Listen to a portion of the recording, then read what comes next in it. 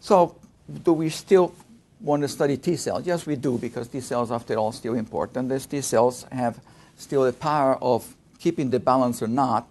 But T cells are not just seeing things that are in the gut, food and bacteria. The behavior of T cells could be influenced by environmental factors.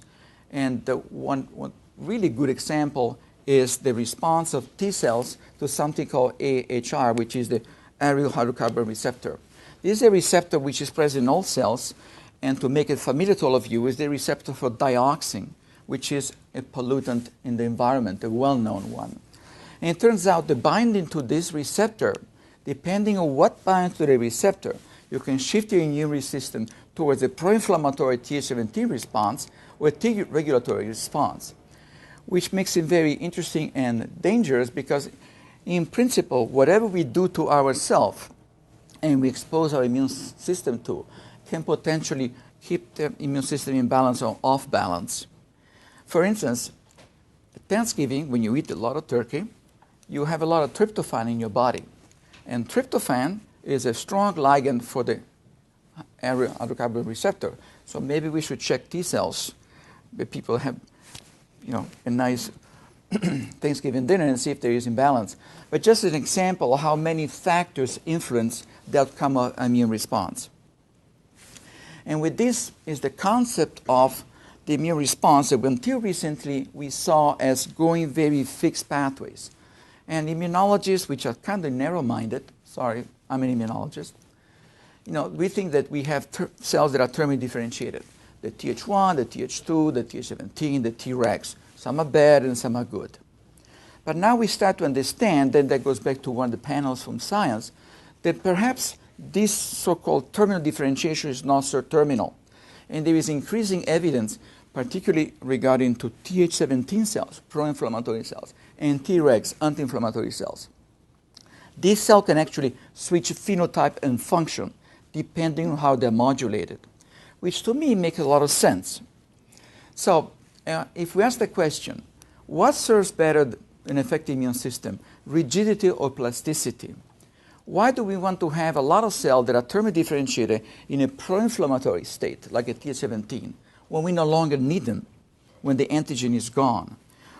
So I think that the immune system, to functioning well in the gut or any other organ, must be plastic. And so that brings up the question, do we actually lose the ability of being plastic in our immune response? And when we have a chronic inflammatory disease, perhaps the cells are constantly pushed to a pro-inflammatory state without opportunity of going back to an anti-inflammatory state. Is that because of genetic defect? Is that because of environmental factors? Is that because the antigen is still present in a chronic fashion? And these are fundamental but very, very important questions.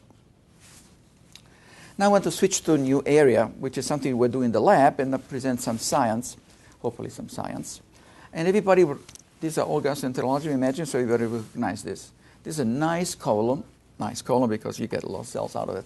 It's a nice column, Crohn's disease, typical old-fashioned, what we call bear claw ulcers, longitudinal and deep. So this brings to mind what? Tissue damage. Then you look at the mucosa of very severe ulcerative colitis, and you see complete disruption of the architecture. And this again brings up the idea of tissue damage. Well, it turns out that tissue damage is just not tissue damage. With that, there is the release of a variety of now recognized bioactive molecules that actually are very, very important in modulating immunity. So we are all familiar with the idea of PAMPs, pathogen-associated molecular patterns, bacteria, either true pathogens or commensals or pathobionts. But now we realize, and the cancer biologists have done this for a number of years, there's something also DAMPs, damage-associated molecular patterns. With the necrotic type of death of cells, we release a variety of substances that are recognized by the immune system through specific receptors. ATP, ADP, HNGB1, some intracellular cytokines, associated matrix fragments, and so on. And all of them a specific receptor that treat pro-inflammatory responses. So as we do know that we have tissue damage in IBD, I think we should start asking the question, how this DAMP-associated molecular pattern also contributed to inflammatory responses? And the answer is probably yes. And we even know that actually what the receptor I use. And in fact, the PAMPs, the pathogens, and the DAMPs, the damaged product, they actually share most of the receptors. And many of them are TLRs. So if you have the classical ligands for TLR2, TLR4, and so on, and these are shared by all the breakdown product of the cells. And Carl Nathan, which is, Mr. Inflammation, says, same receptors, same pathway, same results, inflammation. So probably we have to start to think at inflammatory responses, particularly in chronic inflammatory responses, as process triggered by not only bacterial product, but the combination of bacterial product with damaged product. And in fact, he claims that to have tissue injury leading to inflammation, you need both microbes and apoptotic cell death that goes into necrosis, and which is detected by a variety of receptors when you have inflammation, which makes a lot of sense. Because we know, for instance, that we heal the bowel, and Peter knows that very well. That is a very good thing because the disease is under control.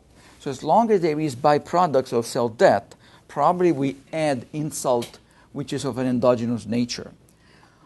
It's a little bit like autoimmunity, except the autoimmunity depends on adaptive response of T cell that recognize a specific antigen.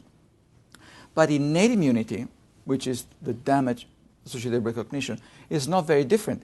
It's still our own body product being recognized by our own receptors, which are non-specific. Nevertheless, the result is the same, inflammation.